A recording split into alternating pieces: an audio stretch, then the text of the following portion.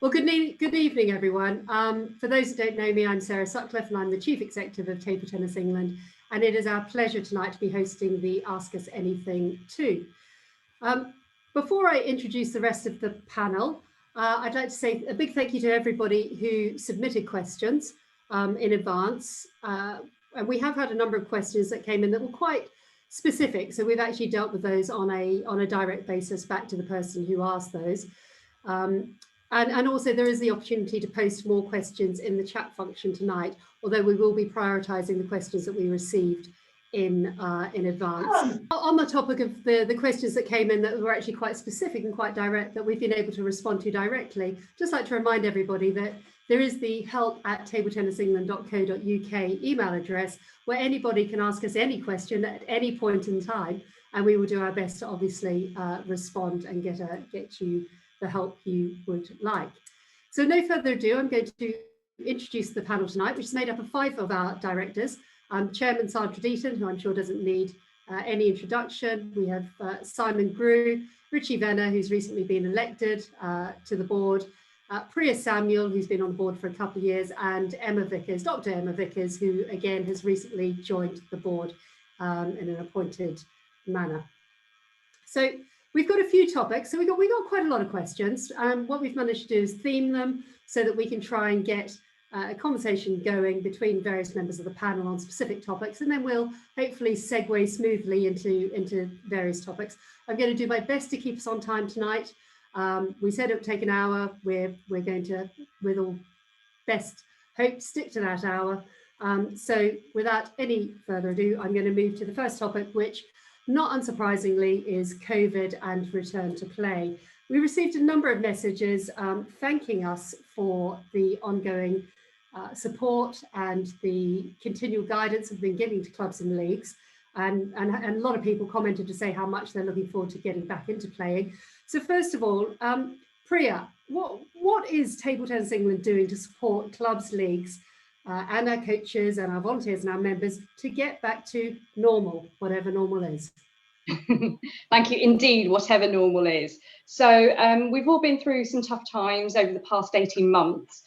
Table Tennis England has provided a range of support resources over that period in terms of different formats of the game, introducing people who have refound or found table tennis as well to be able to play at home.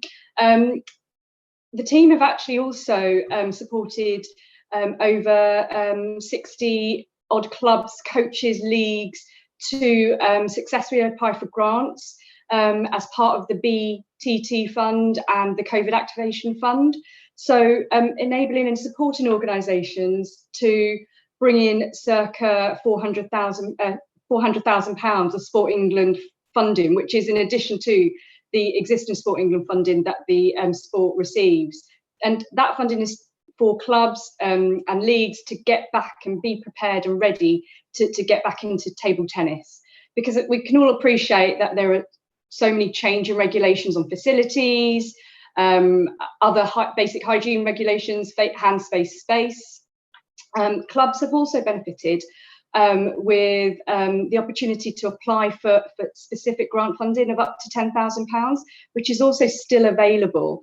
So if any clubs or individuals from clubs on this call is interested in finding out more, then please do let us know or contact the development team. I think one of the key things that I'm looking forward to, and I hope everyone else is the new campaign, which I think people may have heard, which is the Return to Table Tennis campaign, which will start, I think, from next week onwards. So the 26th of July, she says. Can't believe the year's going by very quickly. And will run until the end of September. So that's an opportunity for everyone in the sport to get involved, be it if you're a premier club or a grassroots club or anywhere in between, even a recreational club, to help build back confidence for everyone involved in the club in terms of opening. What does that mean, as I said, around the facilities, around the hygiene? You know, do we have hand sanitizers in different spots?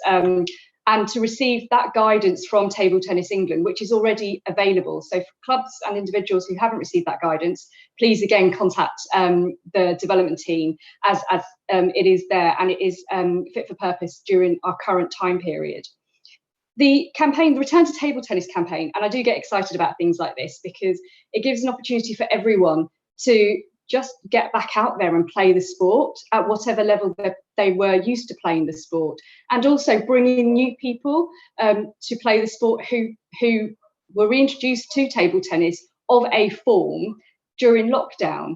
And so they may want to find out more about table tennis. They may want to play table tennis on a real table with bats and a proper net, and may want to pursue that a bit further. So it gives everyone currently involved in the sport, and also those who want to be involved in the sport, an opportunity to do so with support from the governing body to be able to do that, be it through open days, get back to play days, however clubs and leagues would like to format that.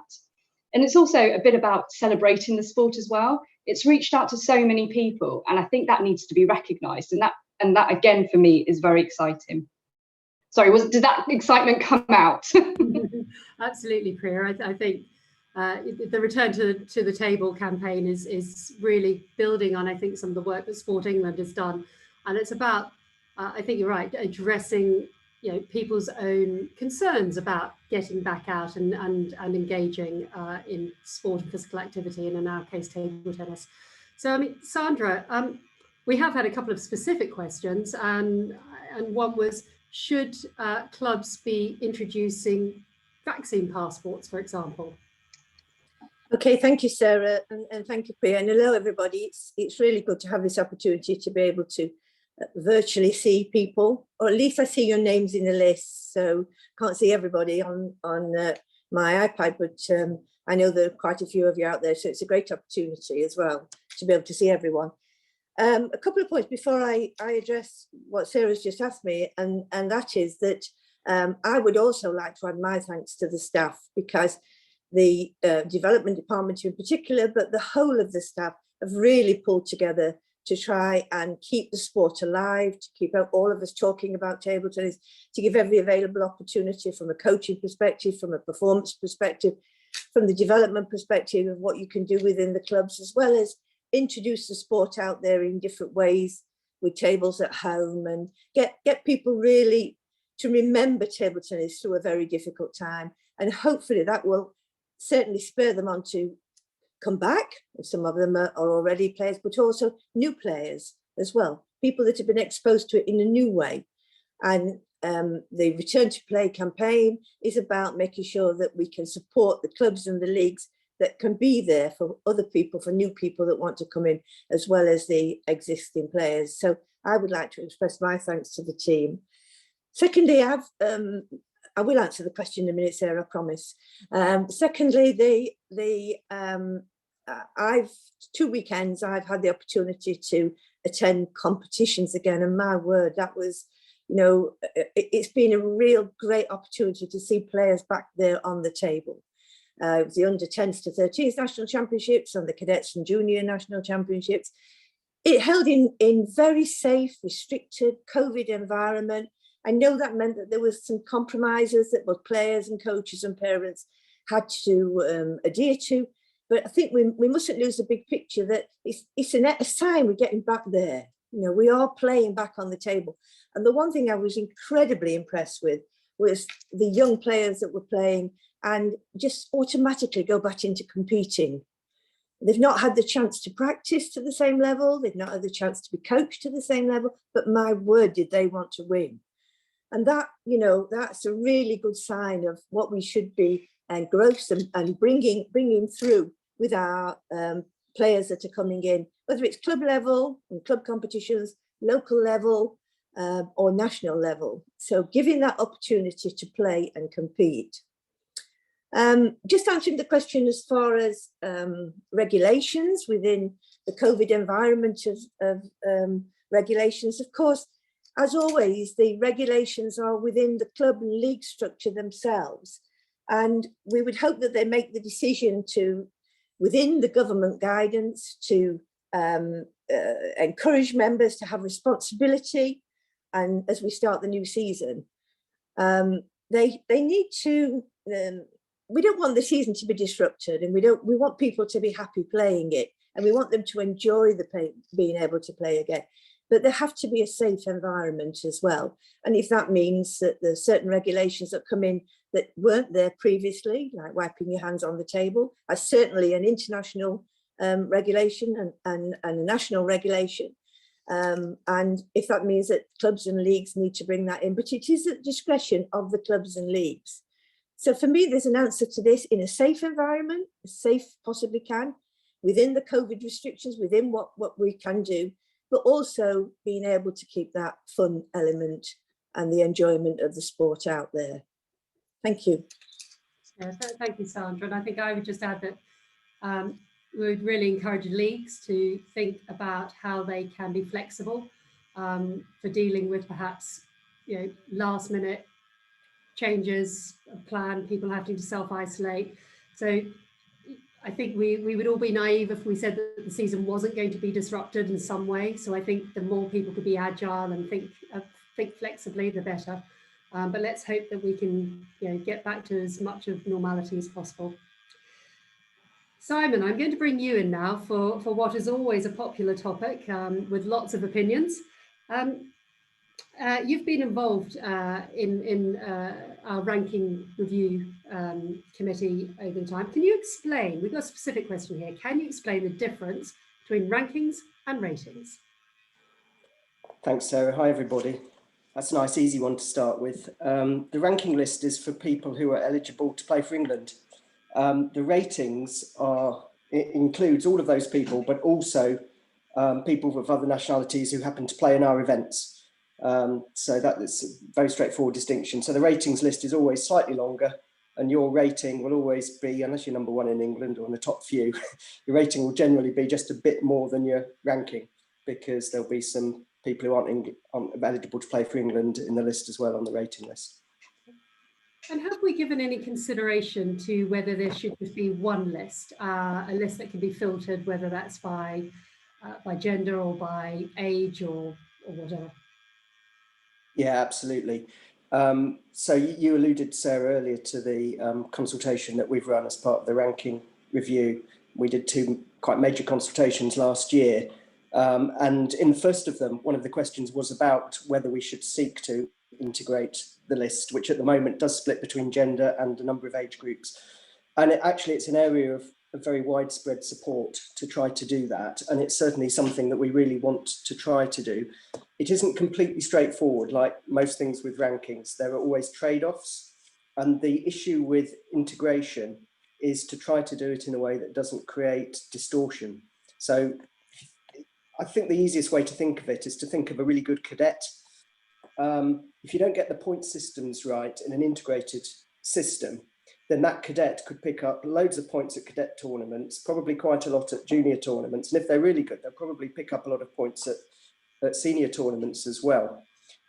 Whereas the senior can only play in the senior tournaments. So you have to find a way of arranging the point system so that really good cadet finds the right level on an integrated list.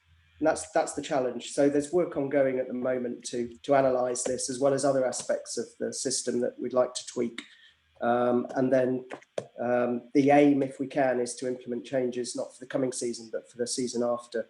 And as you say, if we have an integrated list, then you can filter it however you want, find everybody in Warwickshire or all the under 13 boys or whatever it is. Great, thank you, Simon. As I say, always a complex area, never straightforward, and often people think it will be straightforward, but change certainly in a ranking system, as the ITTF have found over the last couple of seasons, is never easy. Richie, I'm going to turn to you. You probably don't need much introduction to people, but by all means do introduce yourself in a moment. But certainly across our board, you're probably one of the, if not the most experienced at every level of competition. I know very active in both local league, also British league. Over the years, I know you've played county championships and vets as well. So by all means do embellish on my brief introduction. So I want to turn to a bit of a question on local leagues, which you can pick up after you've introduced yourself for us. So we've been promoting sort of two-person leagues a little bit. We're launching our TT Fast format, predominantly about two-person teams. It's going to be over quicker, more flexible, hopefully attract a different type of audience. The players that have told us through a lot of feedback that what hinders their ability to continue to play in local league is the inflexibility of it, the length of matches, the environment doesn't suit them.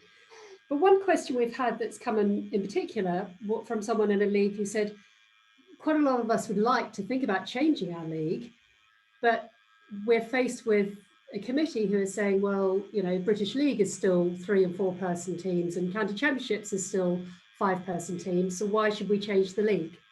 Over to you, Richie. Yes, thank you, Sarah. And hello, everybody. A lot of very familiar names I can see around the Zoom. So hello to you all. As you say, I've played sort of a lot of junior, senior and veteran table tennis, and I've always played in the local league. So I'm currently, hopefully post-COVID, going to be playing in the Liverpool League yet again. I know that Table Tennis England have tried to promote their fast format. Fast format, yeah. Sorry, fast format, which I believe is either 2-a-side with the doubles.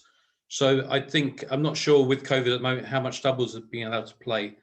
The other format is 3-a-side, like Junior and Vets British League.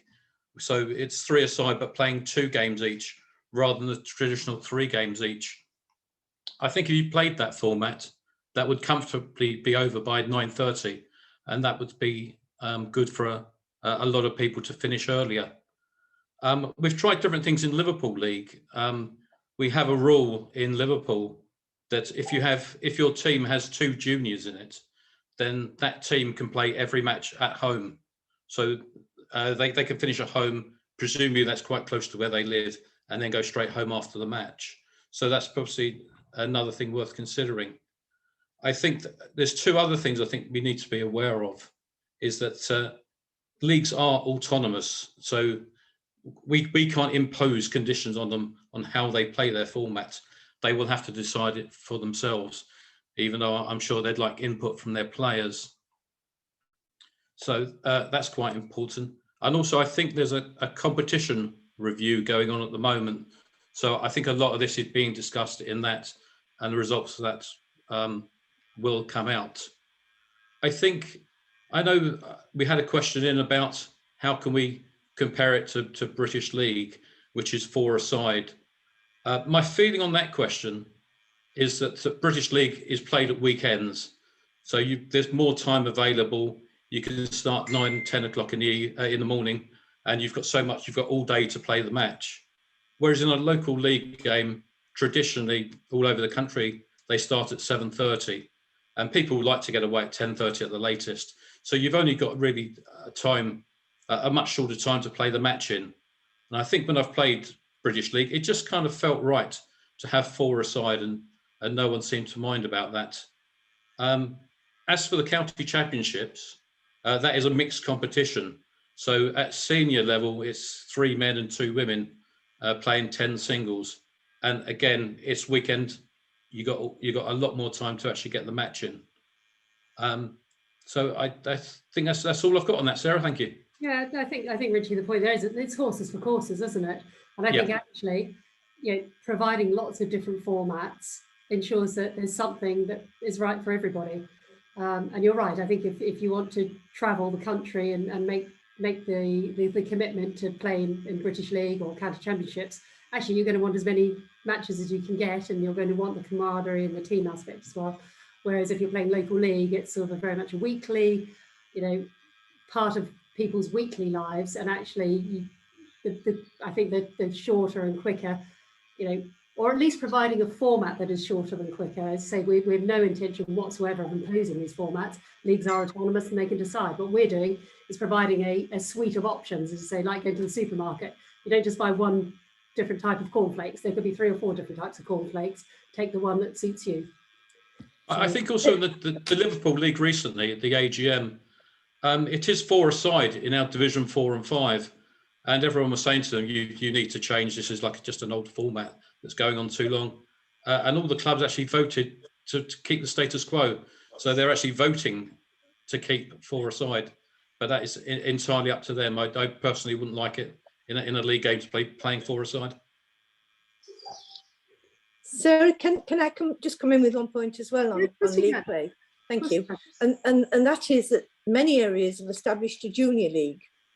And I think these are really, really successful. I think Liverpool have done one as well. There's really, I know, because I live in the area, obviously, Nottingham's got a highly successful junior league. And a lot of the junior leagues are played at the weekends as well. And they played on a divisional basis. And players can go up and down within the period of time that they're playing.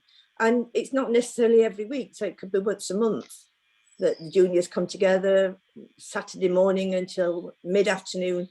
And they play in different divisions, and they play obviously against their own age groups, although you do have a cross section very often between cadet and junior, or even younger than that. So that's another way of accommodating the juniors to play, rather than sort of exposing them, as we've seen over the years, many years, exposing them to late finishes in local leagues when they've got school the next day. So I think it's the practicalities and what suits, as Sarah said, it's what suits the players and what suits the age of the players, and you know, the formats that your venue allows, because many venues, of course, you have to be out by a certain time as well. So yeah, I think there's lots of flexibility, but certainly the junior leagues, in my experience, are very successful. Thank you. Good. Well, Sandra, sticking with you, I'm going to move to the next topic. Richie mentioned the competition review, and we've had a specific question asking for an update on the competition review. Okay, thank you. Yes, I mean, let's just briefly summarise why we have a competition review. Table Tennis England's competition programme is incredibly complex. And incredibly full. You know, if you want to put a new competition in, finding a date, finding an opportunity is very difficult, because what's happened historically is it's sort of organically grown. As new ideas and new concepts have been brought forward, then they've just been tagged into the programme, and nothing's been taken out, additions have been put in. So I think the competition review is about, it's sponsored by the board.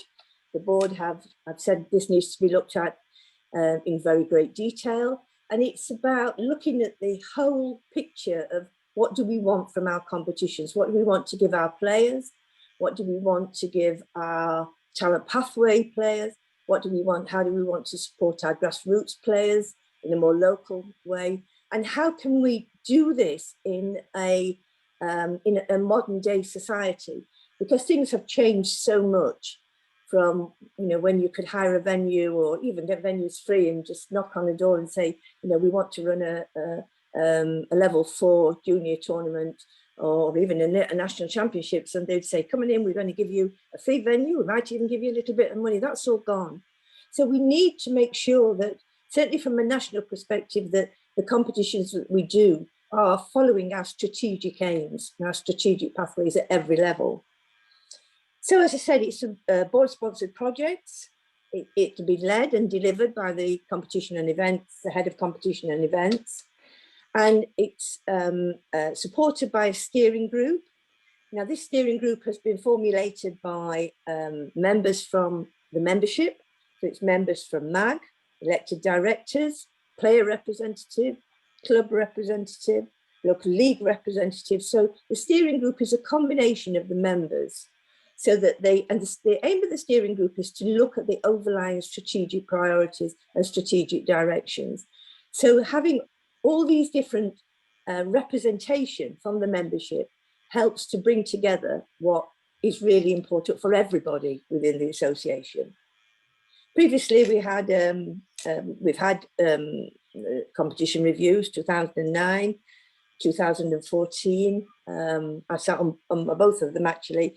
And the one thing on 2009, which I remember clearly, was that more local, less strenuous tournaments were brought in, 1 stars and 2 stars were brought in at a grassroots and local level. but nothing was taken out. So we have an awful lot of 1 stars and 2 stars that are there, and they're trying to find the dates. So we need to, if this is going to be a priority, if that's going to be a strategic priority, let's make sure it is a strategic priority.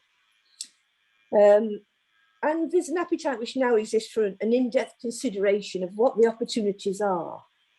So the project brief is, what is the goals? You know, what is the aims? What is the process? And also obviously what the time frame is. So there will be a root and branch review of the whole domestic competition. And in order to do this, there are a number of issues that have to be addressed. And there is a separate group outside of the steering group. And I'm going to pass you over to a member of that group in a minute, because Simon is right at the coalface with the competition review, to give you an update on the where this specific delivery group will be and the time frame. But I hope you generally get the idea of why we're doing a competition review. And it's not going to be done overnight. It needs a lot of thought, a lot of consideration. We need to try and get it right. Thank you, Sarah. Probably over to Simon. Simon, are you? You leading. To take over. Not much more to say. That was very full, really, Sorry. Sandra. But on the timing, I mean, I think Sandra's given a really good sense of what the questions are, and it is very fundamental, really.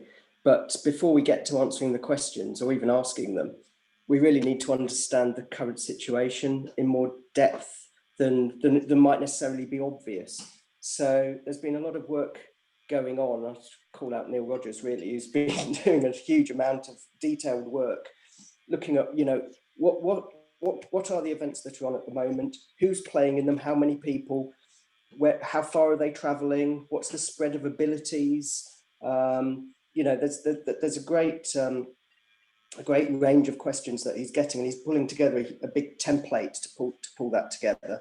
He's also looking at what other sports are doing. So what's the sort of pattern of competition, the structure of competition in other sports in this country, but also in other in table tennis in other countries as well. And get some very interesting learning coming out of that. So we've kind of got to the end of the fact-finding stage, and the next stage is to actually play this back to you guys, to the members, and consult you on, you know, on the difficult questions actually. So the plan is that probably in September to launch consultation, where there'll be lots of opportunities to feed back in different ways, where we'll set out all the information that's been gathered and structure the questions. So we'll be really keen to get as much feedback as possible from that. And after we've had that feedback, then we'll get into the development stage of working out what to do.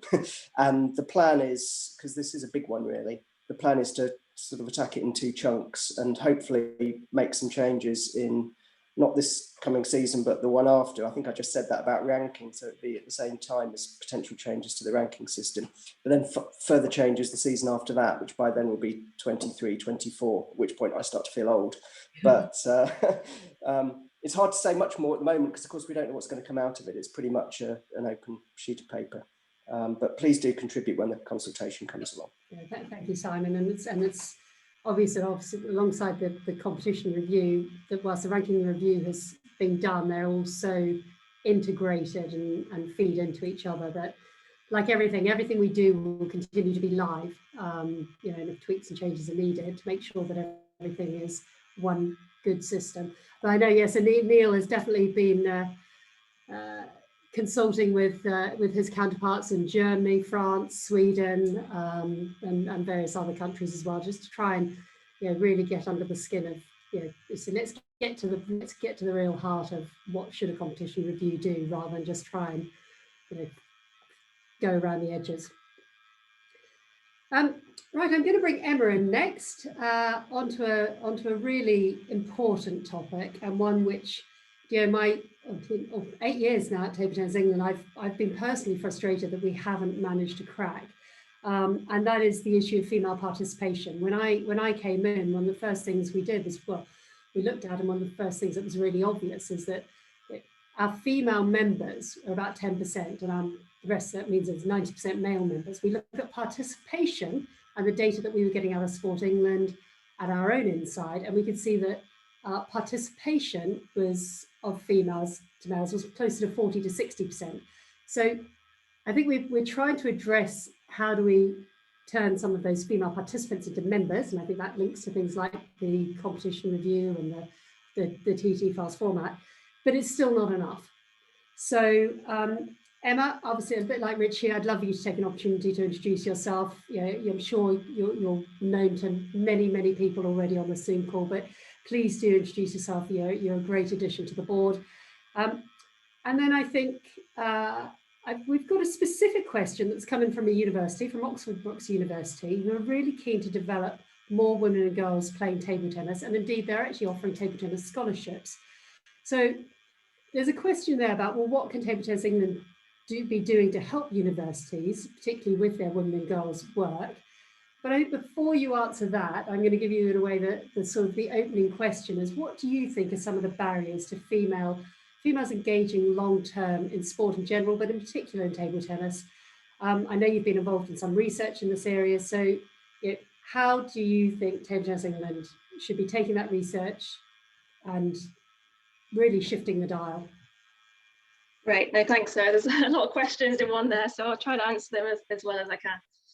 So as Sarah said, my name's Emma. Been involved in the sport for about 23 years now, as a player, but also as a coach. So I'm really pleased to come on board, onto the board, and sort of help where I can.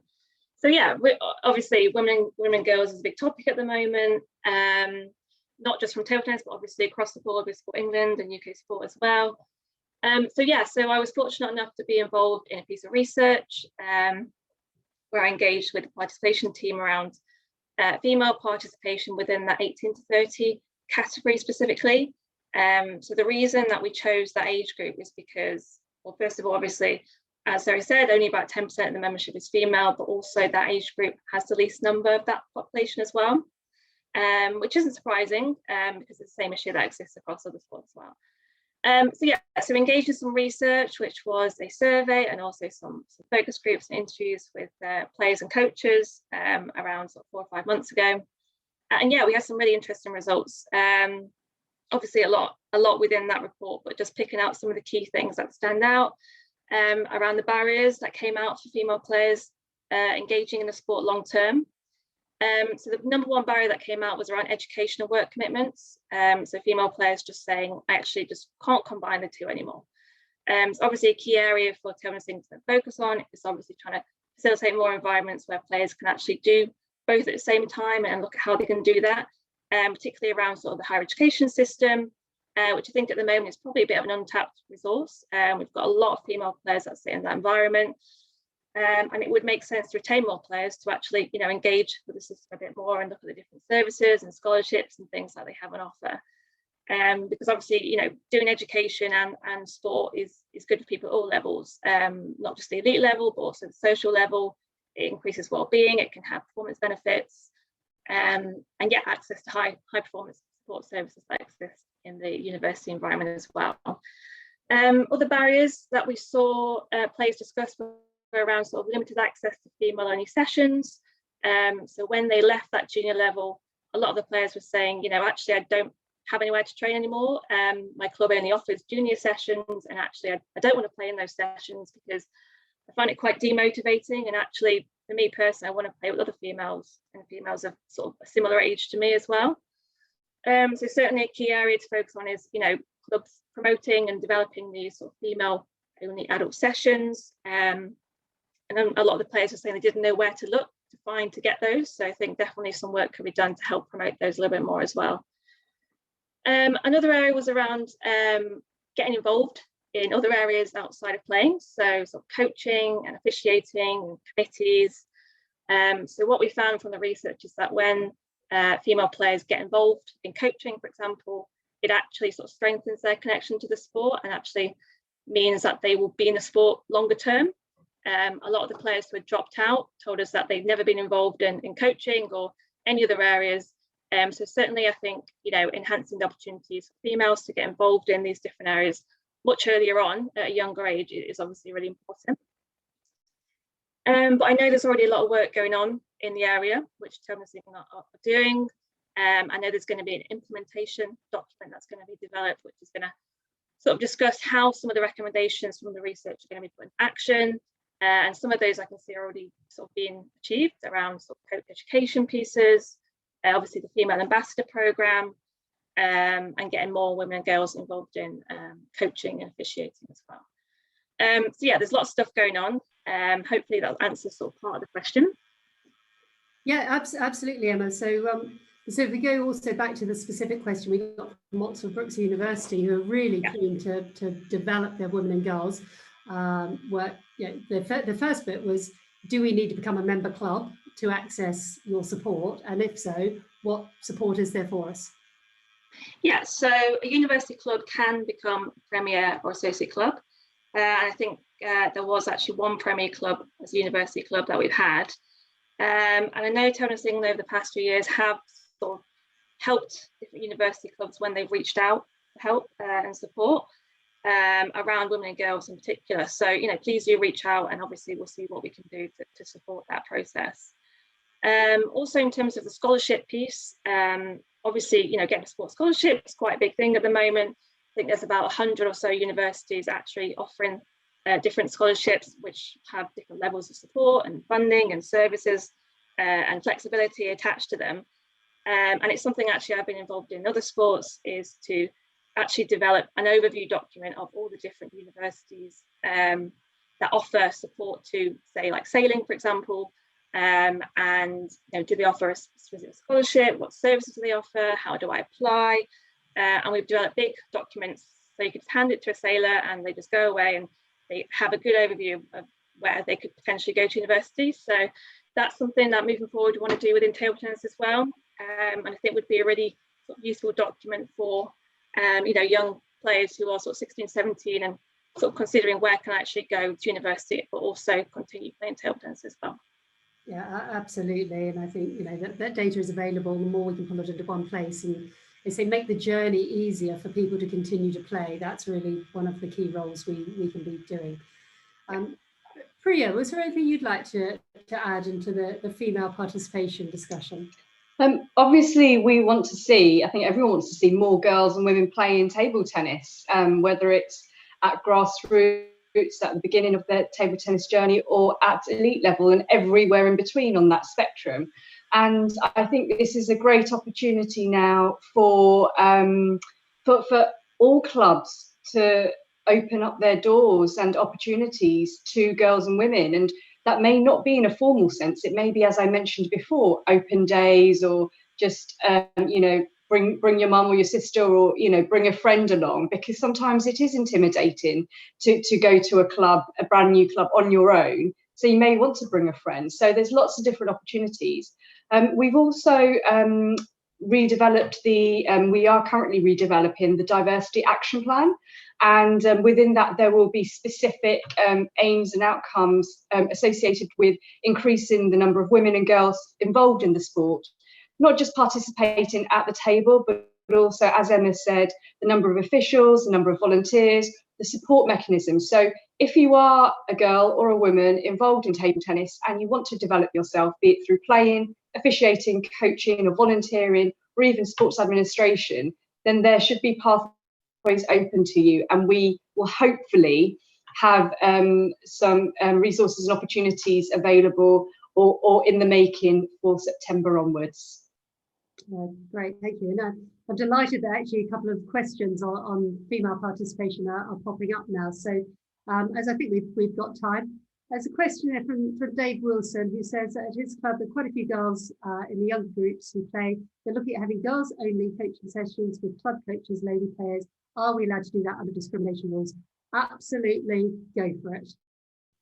I think Emma's nodding away. We know that the evidence says that, you know, girls do respond, certainly at a younger age, to playing with other girls, and particularly with female coaches. So no, there's no issue in doing that. And I think, you know, the evidence would say go ahead and do it.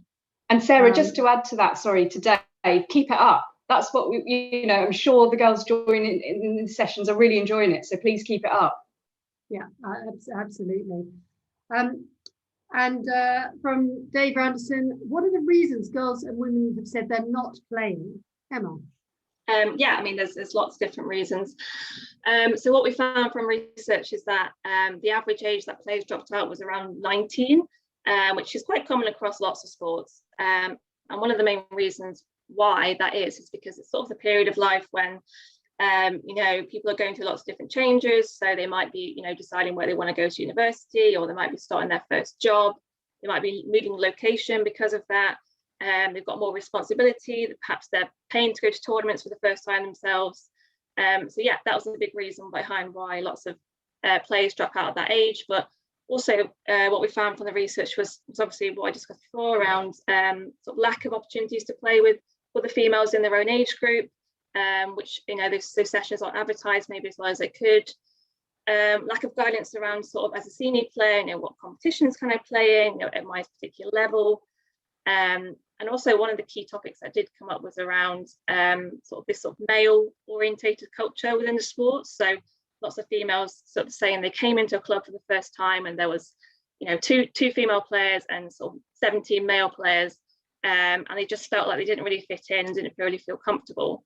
And they felt this sort of very male dominated culture. And so, yeah, that's another reason, obviously, why we need to advertise more female, specifically for those more sort of social players, female only sessions. Yeah, well, fantastic. And thank you. I think the message is watch this space. Yeah, we're going to be doing a lot more and being a lot more public about helping clubs and leagues in this area. Before we move on from this topic, I just see another one has just been set up, another question from Ali Pearson. What about asking local leagues to set up a women girls division as a start point to build from to encourage them to play? And I do believe there are a couple of leagues that do that. Does anyone on the panel have any experience of that? I think I've heard that there is a league, Norwich Way, that has a women's only division. But what does anyone think? Richie, what would you think about women only? Yeah, local league having a women's only division to help bring women in. I think that would be an excellent idea. But do leagues have enough women playing?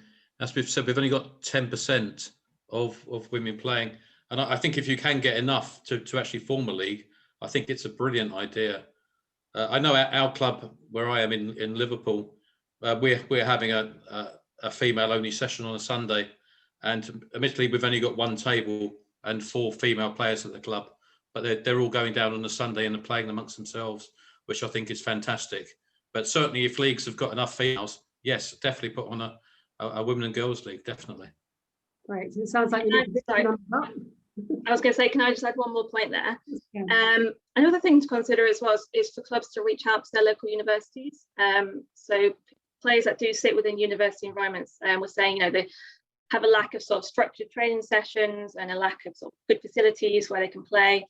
A lack of sort of competitive opportunities. So, you know, a really good sort of bridge would be for a club to start reaching out to universities and actually getting those players coming into the club and starting to play in those leagues as well.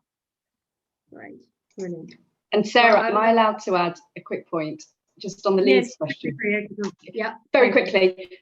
So this is a point for leagues to not worry too much about starting small, because if you build from a small base with a small number of women forming teams, then you'll build and build and get and encourage and attract more women to play in teams. So therefore the league will build. So the league may not have 10 teams in it to start with. It may only have 2, but you've got to start small to build. Yeah, okay. Great, thank you.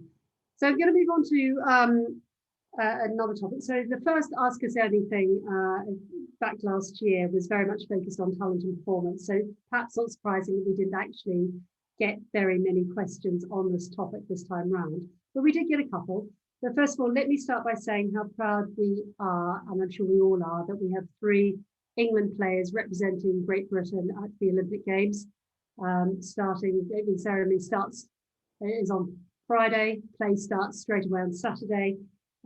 Obviously Liam and Paul returning for their 3rd Olympic Games, which is a phenomenal achievement in itself, and Tintin in her first Olympics, and she is the first time that Great Britain has qualified a female by right since 1996. So, you know, again, what we have there is a female role model who hopefully will help inspire our young female players in the pathway to see what is possible. So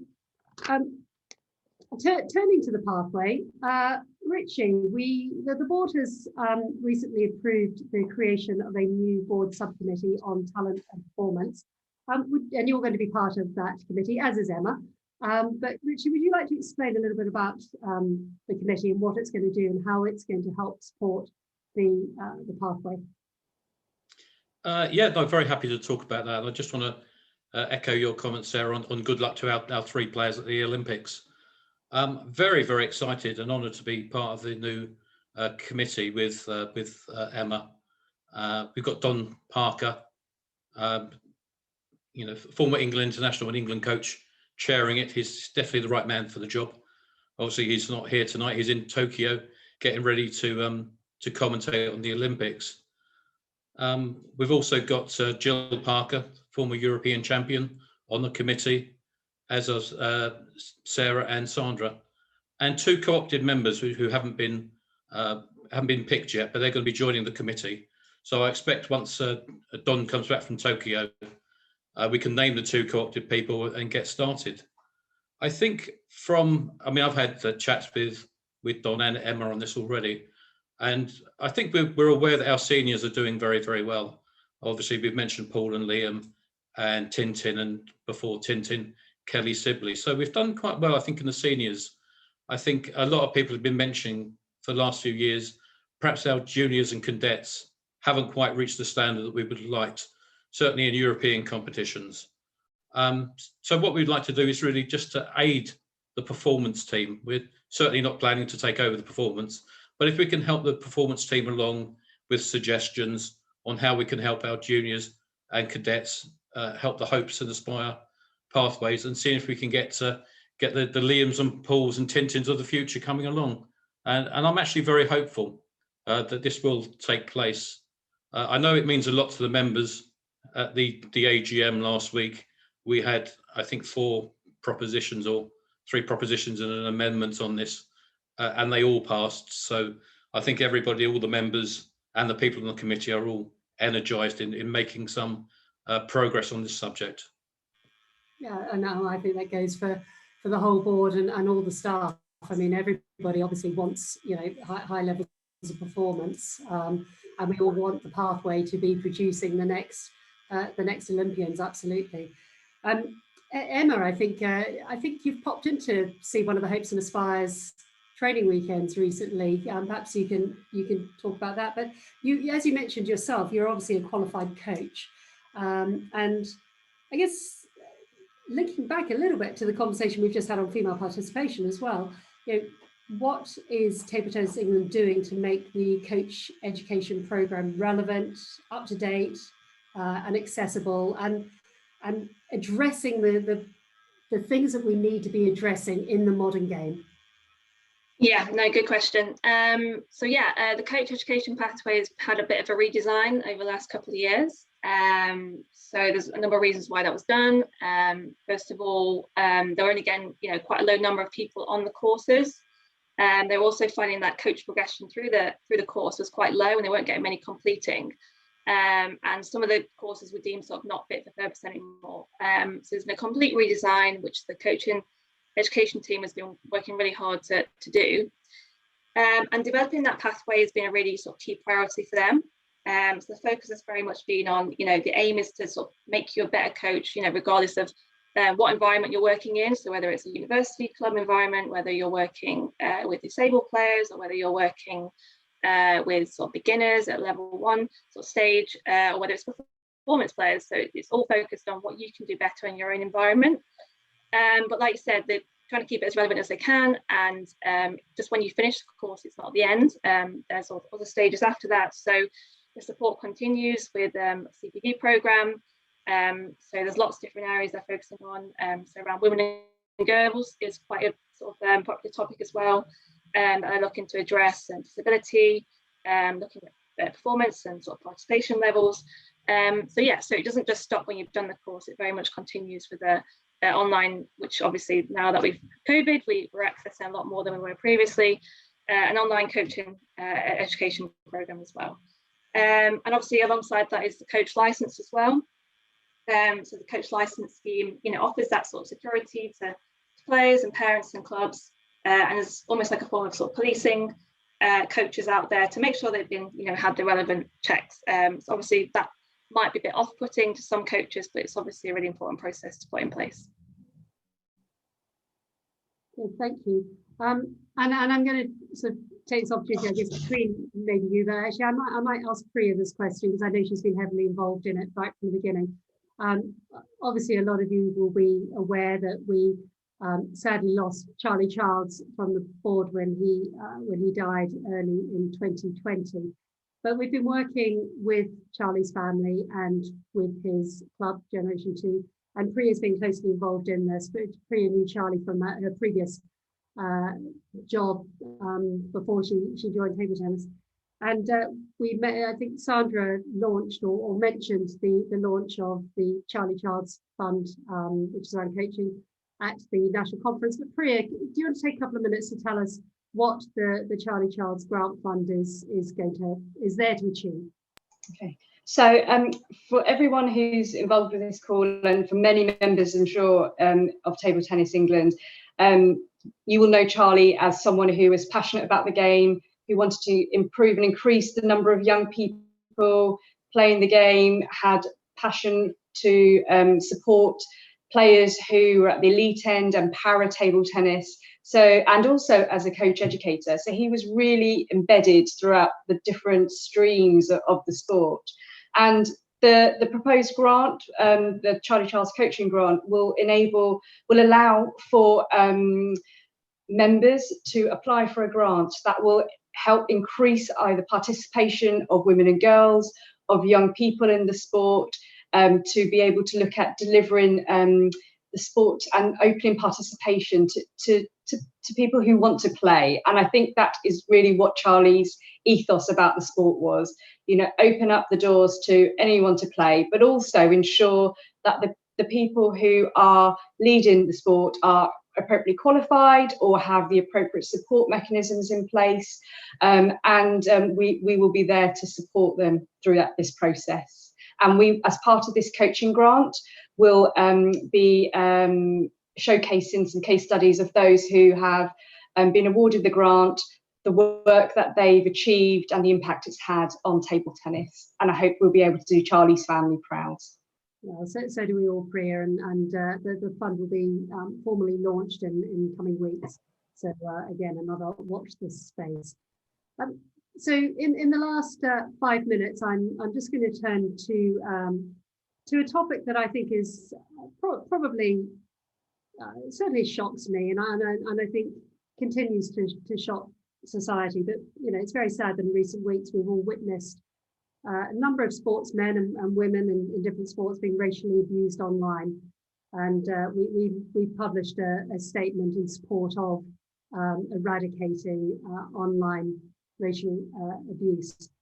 Sandra, as chair of Table Tennis England, what is our position on this? Thank you, Sarah. I mean, our position is very firm. We have a very firm position. It's not acceptable. It's not acceptable, and we have to call it out, and everyone has to call it out. We report any abuse that they see on the social media, or they hear, or in any way that we hear anything that is racially abusive. We have put a statement out there that's come, I believe, from the diversity group. Priya will probably be able to update us on that. But it's really important that we as a board, we stand firm and we make it very clear that as far as we're concerned, it is not table tennis, it is not acceptable in any way, shape or form. And we ask everybody, all our members, that if they have any experience of this, they call it out to us and we will investigate. There's absolutely no doubt about this. We will investigate and we will take the appropriate action. I don't think there is no extra words that need to be said, really, apart from the fact that we won't dismiss it. We will investigate. We take the appropriate action, and we ask everybody everybody to be aware and call it out. Priya, would you like to talk about the statement that we've put out from the diversity group, please? Thank you, Sandra. I'm actually really proud of Table Tennis England for putting out the statement which it had done through all forms of social media to support members and remind members that any form of racism is not tolerated. And if anyone within the table tennis family experiences any discriminatory behaviour, there are mechanisms to report it. And as Sandra said, it will be followed up and investigated. And actually, with the experiences that we've all seen of the England football team, or some members of the England football team, and other situations and examples that are happening in sport, this is really, really live, and this is really current. And whilst individual members may not experience it, other members may do. And sitting on the Diversity Action Plan group and the Ethnic Communities group, it was very evident that at various stages of playing careers or involvement in sport, the really horrible experiences that some people have had to face and have remembered and taken them since. So yes, I'm really proud that table tennis has put their position out there for everyone to see, and for that their members to know that they are supported should they have any concerns or would like to report any abuse of any kind. Great. Well, thank you, Priya. It is a priority on the board and will be in our future strategies, I'm sure. So that brings us actually very neatly to 1 minute before the end of our hour. So it really just leaves it to me to say thank you to you all for giving up an hour of your time on this balmy, hot evening. And again, for me to thank all the members of the panel, Simon, Richie, Emma, Sandra and Priya. We want to continue to do this. We think if we continue to make these Ask Us Anything sessions, regular, a couple of times a year, they start to become a way in which questions can be aired and discussed. But also there is always, what I'll say is that the board's door is always open. But through the help at Table Tennis England, .co.uk email address, the staff is also able to answer specific questions you may have for your particular purposes. Anyway, lovely to see you all, and I wish you all the best, and thank you for joining us tonight. Thank you. Bye. Everybody. Bye. Thank you, everybody. Thank you.